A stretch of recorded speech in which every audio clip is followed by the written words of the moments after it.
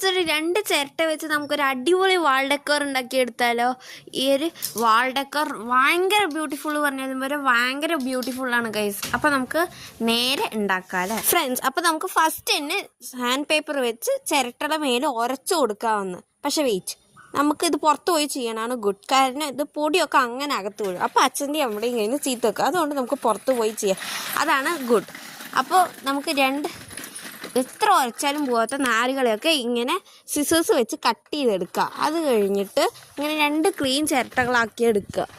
അത് കഴിഞ്ഞിട്ട് എൻ്റെ അടുത്ത് ലൈറ്റ് ബ്ലൂ കളറില്ല, സോ ഞാൻ ഡാർക്ക് ബ്ലൂ കളറ് ചിരട്ടയുടെ മേലെ പെയിൻറ്റ് ചെയ്തിട്ട് അതിൻ്റെ മേലെ വൈറ്റ് പെയിൻറ്റ് ചെയ്യാൻ പോവാണ്.